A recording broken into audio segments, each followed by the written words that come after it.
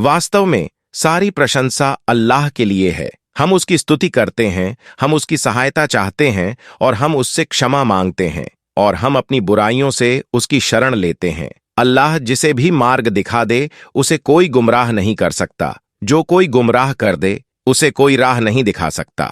और मैं गवाही देता हूं कि अल्लाह के अलावा कोई उपास्य नहीं है और मैं गवाही देता हूं कि मोहम्मद उसके गुलाम और दूत हैं। मेरे प्यारे भाइयों और बहनों, गर्मियों के अंत में बच्चे स्कूल के लिए उत्साहित होते हैं। अपनी नई कक्षा, नई कक्षाएं, अपने नए शिक्षक शुरू करने के लिए तैयार होते हैं। एक नई शुरुआत। अध्ययनों से पता चलता है कि परिवर्तन आसान हो जाता है। आपके जीवन में कोई भी बदलाव तब आसान हो जाता है जब उसे एक नई शुरुआत के साथ जोड़ा जाता है। इसलिए जब आप एक नया स्कूल या एक नई कक्षा या एक नई नौकरी शुरू करते हैं तो आपके पास एक नई शुरुआत, एक नया साल होता है। और इन्हीं सब चीजों के बीच गलत फहमियों का आना स्वाभाविक है। तो आज की वीडियो इसी पर है, आप इसको आखिर तक जरूर देखें। लड़की बयान करती है, मेरा ताल्लुक एक मिडिल क्लास फैमिली से था। मेरे अब्बा का बिरयानी का ठेला था। अब्बा रोजाना सुबह बड़ी सी देग में बिरयानी पकाकर एक रेडी पर रखकर ले जाते थे और ज्यादातर एक आध घंटे बाद अब्बा की वापसी हो जाती है, क्योंकि अब्बा की बिरयानी आधे घंटे में ही बिक जाती थी। क्योंकि यह बिरयानी बहुत मशहूर थी और इसके जायके की धूम दूर दूर तक थी। मैंने शुरू से ही अब्बा का यह मामूल देखा हुआ था कि वह सुबह सुबह एक देग में बिरयानी पकाते और फिर उसे रेडी पर रखकर ले जाते। मैंने कभी इस चीज पर गौर नहीं किया था, क्योंकि यह सब कुछ मैं बचपन से देख रही थी। एक दिन जब मैं कॉलेज से वापस घर गई तो घर में खाना नहीं पका था। मैंने अम्मा से कहा,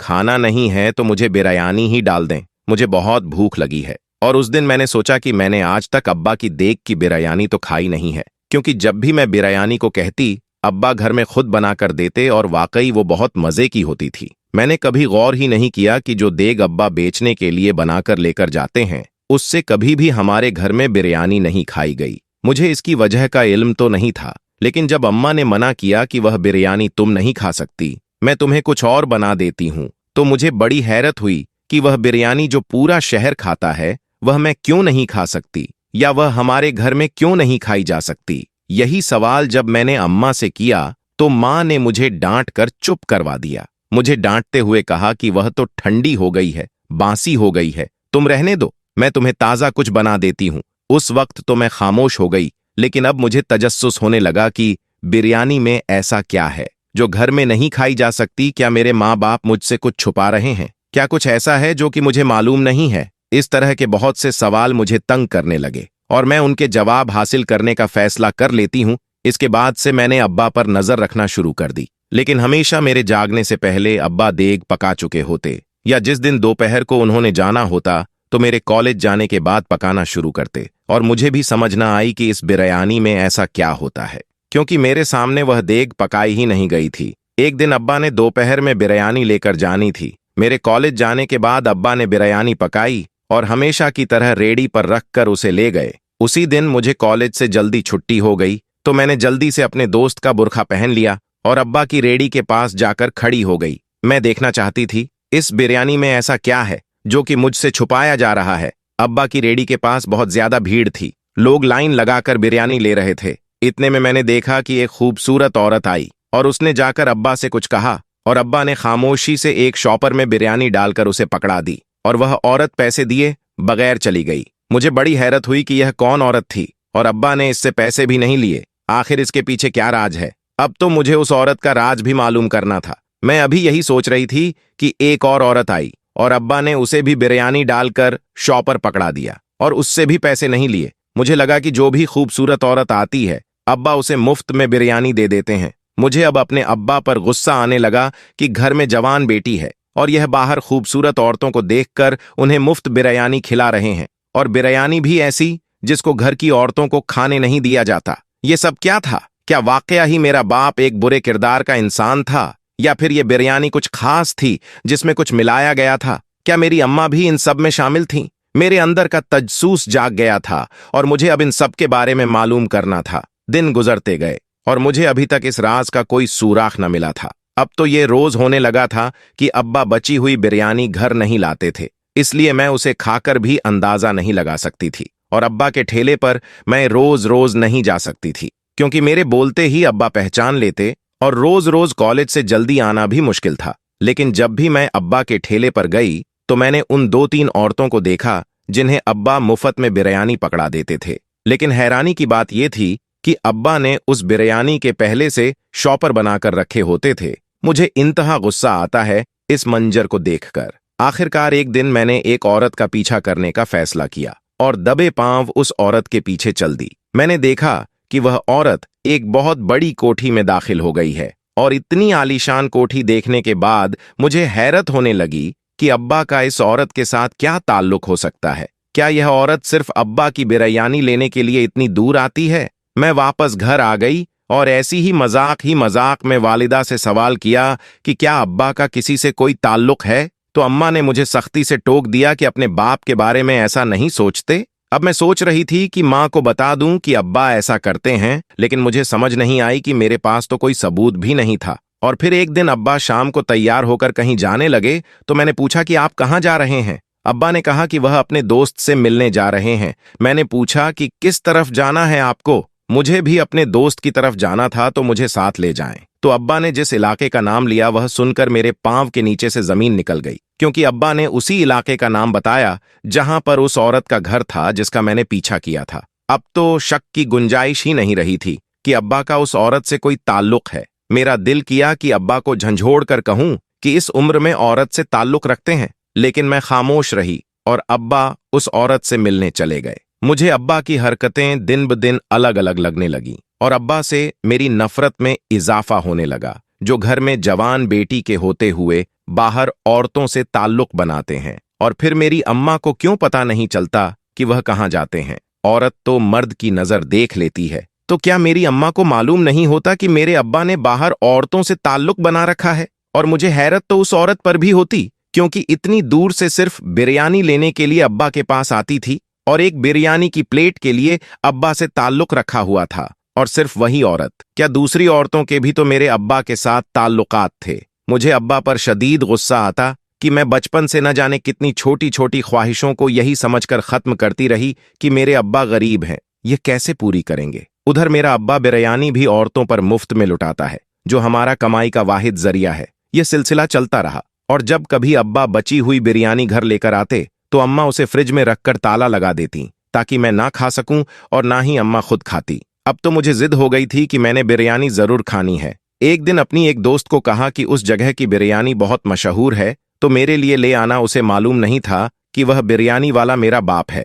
वह जाकर वहां से बिरयानी ले आई, लेकिन जब उसने बिरयानी खाई तो उसे वह जायका इतना अच्छा लगा कि उसने मेरे लिए कुछ नहीं बचाया और वह सारी खत्म कर गई। मेरे पूछने पर उसने कहा कि उस बिरयानी में एक नशा था। मुझे तो याद भी नहीं रहा कि तुमने वह मंगवाई थी, मैं तो वह सारी खा गई। उसने तो यह बात मुस्कुराते हुए कही, लेकिन मुझे लगा कि वह सच कह रही है। इस बिरयानी में सच में ही नशा है। तो क्या मेरा बाप नशावर बिरयानी सारे शहर को खिलाता है? और क्या इस बिरयानी से आने वाली कमाई हलाल है? क्या मेरा बाप मुझे बचपन से हलाल खिलाता आ रहा है? मैं तो अपने बाप की नफरत में न जाने कितनी आगे तक सोच चुकी थी, और मैंने तो यह तक सोच लिया था कि मैंने अब इस चीज का सबूत लेना है कि मेरा बाप बिरयानी में नशा मिलाता है, और मुझे यह बात कानून को बतानी है ताकि मेरे बाप को सजा मिल सके। मुझे गुस्सा सिर्फ इस बात का था कि मेरा बाप दूसरी औरतों से ताल्लुक क्यों रखता है। क्या सच में ही मेरा बाप गलत था? क्या वह इस बिरयानी में कुछ मिलाता था जो घर में किसी को खाने नहीं देता था? क्या इसके बाहर की औरतों के साथ सच में ताल्लुकात थे, और अगर थे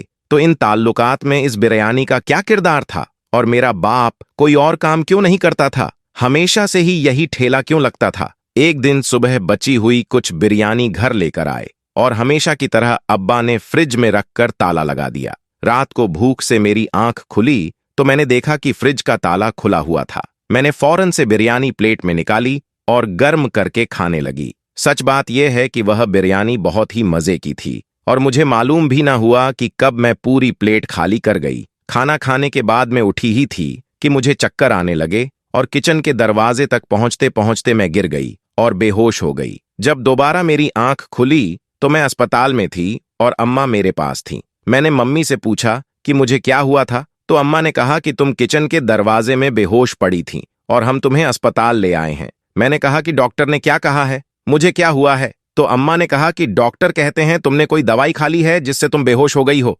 मैंने उनको कहा कि मैंने तो सिर्फ बिरयानी खाई है, जिस पर अम्मा ने मुझे डांटा। जब मैं मना किया था तो फिर वह बिरयानी तुमने क्यों खाई? मैंने अम्मा से कहा, वह बिरयानी पूरा शहर खा सकता है तो मैं क्यों नहीं खा सकती हूँ? और अगर वह दवाई बिरयानी में थी तो इसका मतलब है कि अब्बा पूरे शहर को बिरयानी दवाई वाली खिला रहे हैं। अब तो मैं यह बात सबको बताकर रहूंगी। इस बात पर मुझे अम्मा ने और भी सख्ती से डांटा और कहा कि मैं अपने बाप पर शक कर रही हूं, और वह बाप जिसने मुझे पाल पोस कर जवान किया है और उसी की बिरयानी की कमाई हमेशा मुझे खिलाई है और मेरी हर जरूरत पूरी की है, और मैं आज उस बाप की कमाई के जरिए पर शक कर रही हूं, और यह कि इस बिरयानी में कुछ भी नहीं था, तुमने ही जरूर कोई दवाई ली है, और अगर यह बात किसी को पता चली तो तुम पर खुदकुशी का केस बन सकता है। अभी तो हमने डॉक्टर से कहा है कि इसने कोई दवाई नहीं खाई, शायद सर दर्द की कोई गोली खाई होगी जो एक्सपायर हो गई होगी। अभी तो हमने बात बना ली है, लेकिन अगर तुमने यह बात किसी को भी बताई तो फिर तुम पर खुदकुशी का केस बन जाएगा।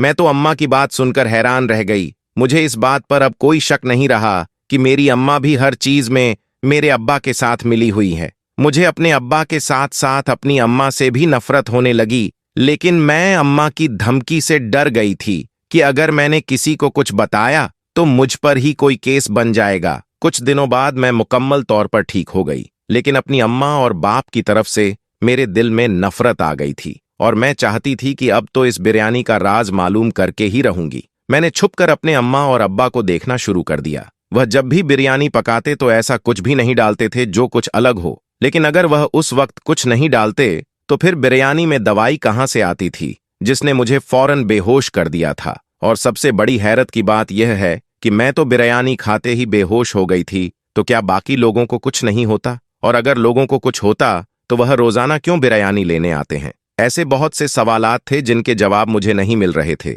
मैंने आखिरकार उस औरत से मिलने का फैसला कर लिया, क्योंकि उसका घर मैंने देखा था। एक दिन मैं अपने दोस्त के घर का बहाना करके उस औरत के घर चली गई। बैल देने पर एक मुलाजिम ने दरवाजा खोला।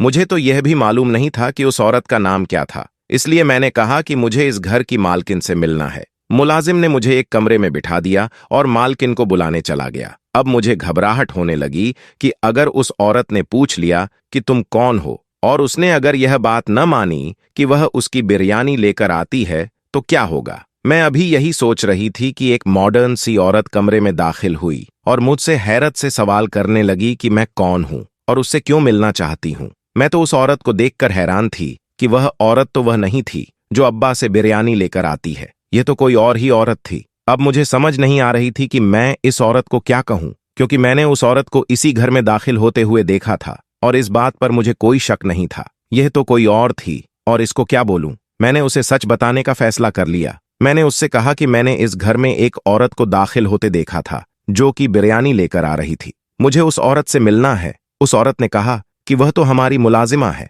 मैंने कहा कि मुझे उससे मिलना है। उसने मुझसे कोई और सवाल नहीं किया और ना ही मैंने कोई जवाब दिया। अब तो मुझे यकीन हो चला था कि मेरे बाबा का उस औरत के साथ कोई ताल्लुक जरूर होगा, क्योंकि वह औरत भी एक मुलाजमा थी। वाकई इतनी बड़ी कोठी की मालकिन मेरे बाप के साथ कोई ताल्लुक नहीं रख सकती। मेरी दरख्वास्त करने पर उस मालकिन ने मुझे उस औरत से मिलने की इजाजत दे दी। मैं रात जानने के सिर्फ एक कदम दूर थी और धड़कन बहुत तेज हो रही थी। आज मैं अपने बाप का राज जान लूंगी और अपने बाप की पकाई हुई इस बिरयानी का भी राज जान लूंगी। मैं खामोशी से उसका इंतजार करने लगी। वह औरत कमरे में आई तो मैंने उससे सवाल किया कि वह रोजाना बिरयानी क्यों लेकर आती है। वह हैरत से मुझसे पूछने लगी कि मुझे इस बात से क्या लेना देना है, मैं बिरयानी लेकर आऊं या ना लेकर आऊं।